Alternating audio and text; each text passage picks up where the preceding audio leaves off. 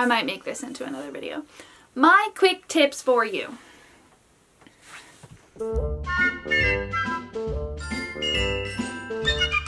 And your breast pump flies for free, so I have this extra bag that I packed bottles and an extra rag and all my pump parts, all up in this one, like, actually it was like our Avengers bag, and the cooler bag with my milk.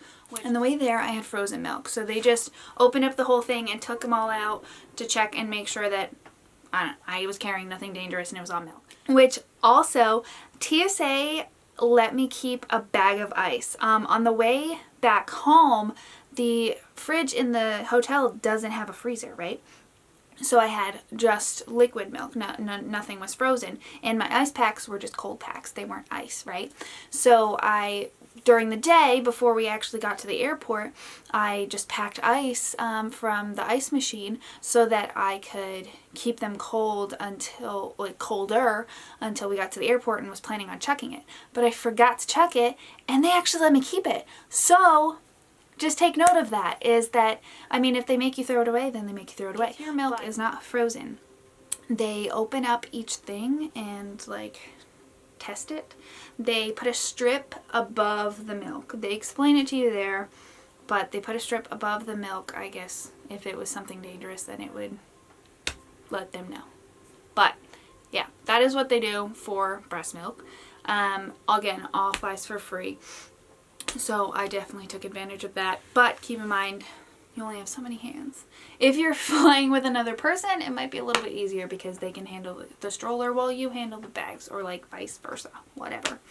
And so that was a little difficult. And I packed a bunch of Ziploc bags for dirty clothes, another fun tip, which came in handy. And then when we got home, we just dumped them right in the wash and washed everything that smelled gross and stuff. So one other thing we did, we mostly breastfed. The bottles did come in handy. There was a little bit of chaos because the, like, little hole, breather holes, ventilation holes, that's what they are, messed up and they were leaking all over the place. So that was a fun adventure. But the third one that I packed worked fine. So that one was our main one that we used the rest of the trip. So test your bottles beforehand. But I used like a little travel thing, packed the dish soap, and cut like little sponges in half, like grabbed a 2-pack from Dollar Tree, and was able to have like mini sponges, and just packed them in a little snack Ziploc bag, right? So that worked out really well, and I was able to clean everything, so we had fresh pumps and bottles and everything when we went on our second trip, like back home, right? So that was beautiful. What else? While we were breastfeeding on the plane, so I had his long burp cloths, right, that are pretty much blanket size. So I used long rags, which I always use when I'm feeding him anyways, and I had a blanket for him, and I had a sweatshirt with me. So I would pinch either my sweatshirt or the blanket or whatever in the tray, like the tray that comes down, right?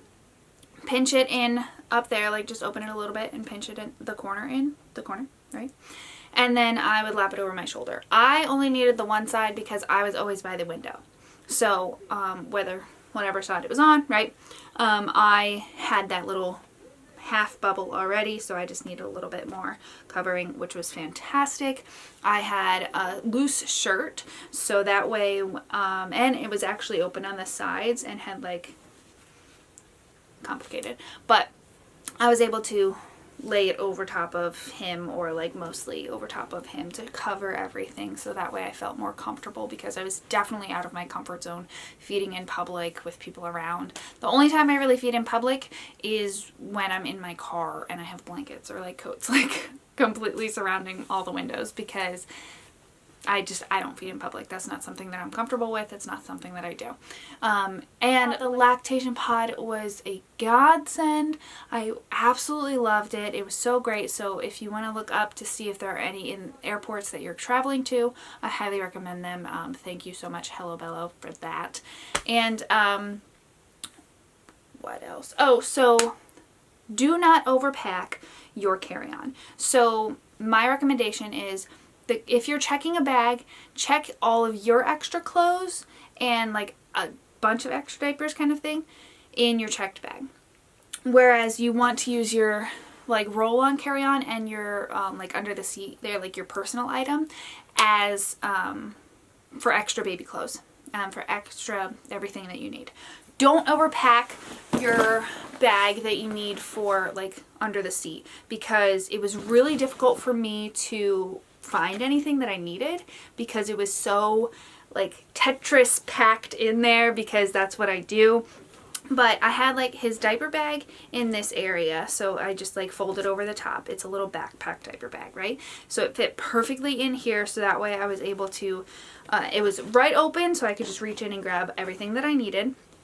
And I packed snacks in this portion, so, and like some toys, right? The toys were also in this diaper bag. So don't go overboard on the toys. Don't go overboard on the diapers, because I mean, depending on when their age is, my son right now is, well, when we were traveling it was 7 months, and he goes through like 7 diapers a day, I want to say. So I packed like 10. So again, that can go either way.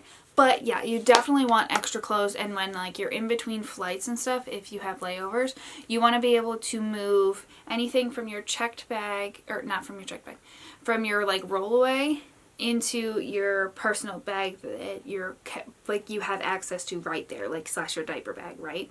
Because that way you have those extra clothes and you have those extra bottles or your pump parts, whatever it may be, have those in your rollaway, so that way you can like in between things, or even like if you got to open it up on the plane because you need it, you need it. I do recommend having plenty of outfits and all the stuff that you might need within grasp on in your personal bag. But yeah, I overpacked on the first flight, so I couldn't get to anything. So I moved things from the one bag, the personal bag, to the rollaway bag, because it was much easier on the second flight after that. And EJ went through 4 outfit changes within that first day, and then was in the same outfit the whole rest of the night for my mom. So he just, I don't know if it was the plane or whatever, but he was a mess. And then the next day, he only wore 2 outfits, but that first one got ruined because he exploded all up in his car seat. So definitely make sure you pack plenty of wipes, because I was like, this will last me the whole trip, and then I almost ran out when I had to clean out the entire car seat and everything. So what I ended up doing, so that could dry, and it mostly dried while we were on that second plane for that night, I threw my personal bag and my carry-on bag, which I'll show the clip right here, in his car seat. And then I just put him on his little cup holder area and scooted him around. And it worked out perfectly. Again, my son is a really good sitter, so that is why that worked out for us. And I was able to like just hold him while I steer, you know what I mean? Like push the car seat. Which honestly was more comfortable than rolling around my bag with the personal bag over top, because it was just more comfortable.